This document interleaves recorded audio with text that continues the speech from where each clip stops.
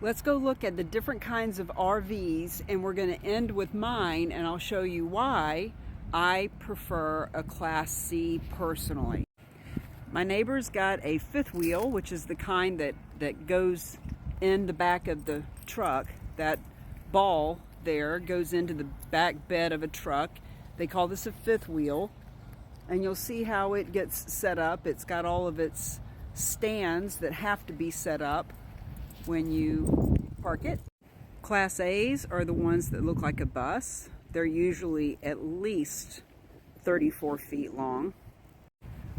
This bad boy has got 2 sets of dual tires on the back, so it's got 10 tires to replace. And I would say that one's probably 40 foot. It's got some jacks down, but because of all those tires, it doesn't need jacks to set up unless it's a really unlevel spot. Now here's another fifth wheel. They always have to put the jacks down. A lot of the times, right here where this ball is, you'll see a tripod that's helping to support when it's parked as well. By the way, that's a manual awning. I'll show you an electric one too. I actually liked my manual awning actually better. See, there's the little tripod set up, and they've always got their jacks down, sometimes blocks, because sometimes it's dirt that you're on and you need blocks to put the jacks on. Well, look, here's a couple more with the little tripod thing and the jacks and the blocks. Now this is a pull behind, what would be called a trailer, because it trails behind a truck, and or it would be called a camper. Once again, they have to put a jack down for it to rest on when it's unhooked from the truck. I've seen as many as 5 slide outs on one RV. This one has 3 on one side, 1 on the other. You got your conversion van. That would be considered a Class B. This one would kind of also be considered a Class B, although it does have looks like it's got a bed above the cab. The bed above the cab is usually a Class C, but this is more of a van style. These fifth wheels are the only ones I know of that have a toy hauler on them, which is this ramp that you can either drive a toy into, like a four-wheeler, or you can use it as a deck, sticking straight out. Some slide outs are really, really wide and thick.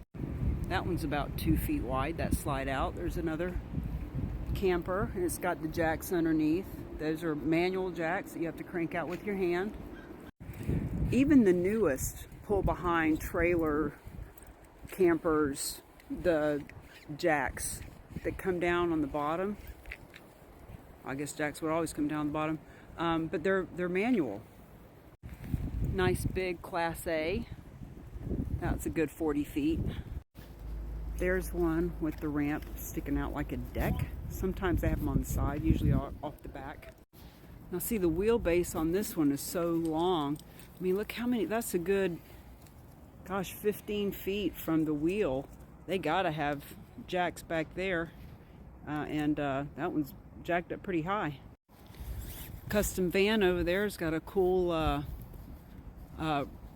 rack on the back carrying regular bicycles on the back of it. Wow, look at all the jacks under that one over there. There's 4 sets of jacks just in that back 5 feet. Actually, this one too. 2, 4, 6, 8. 8 jacks plus the one under the tongue that have to be cranked out. Nice Class A.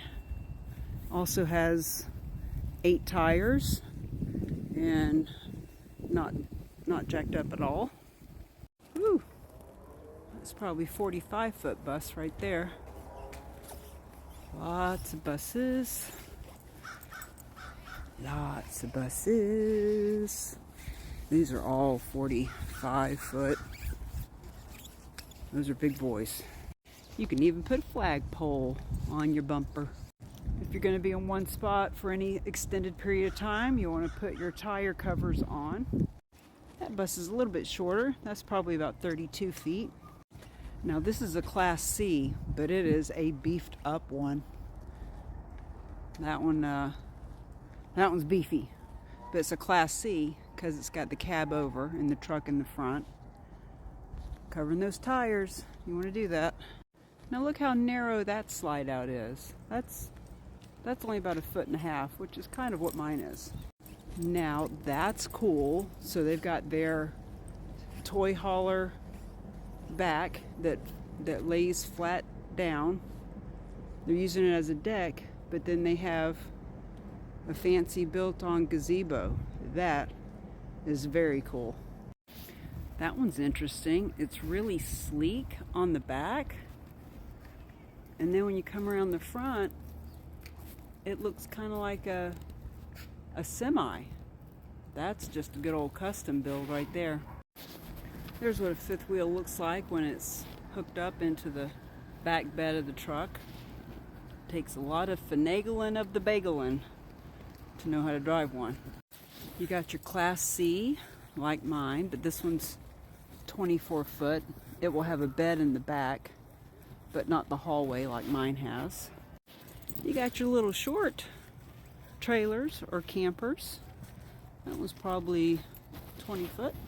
You got your longer trailer that you really got to prop up in the front. It'll fall right over. You got your short Class B.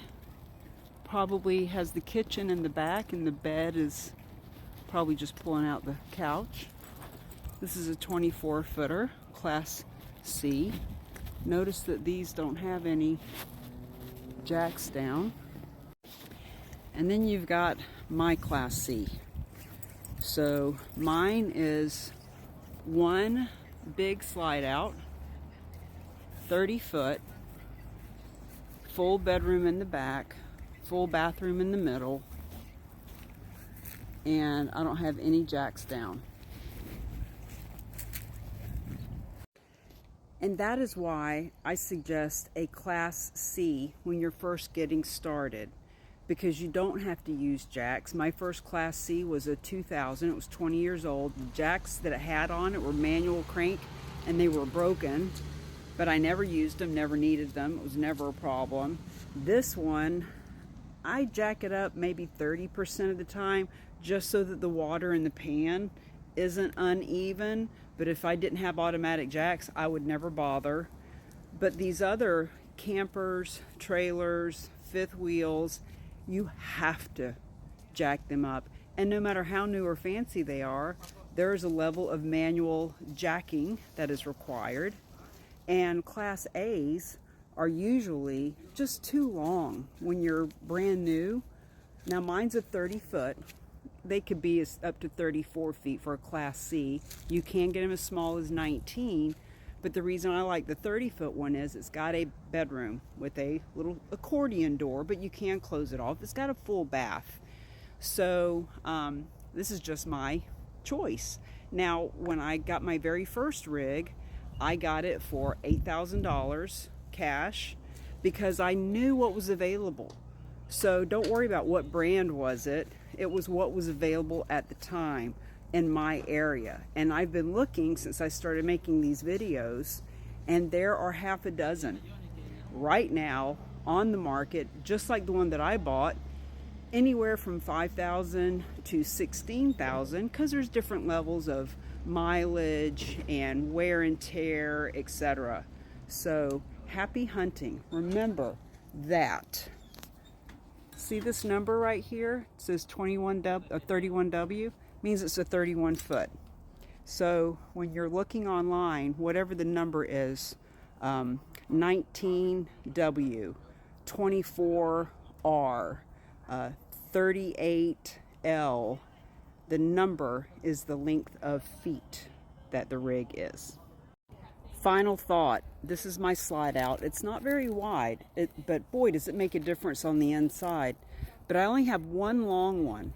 So there's motors and rollers and things that can break. At least if I have one slide out, I've got one set of motors and rollers versus 2 or 3 or 4 or 5. So get one without a slide out, or just one if you can.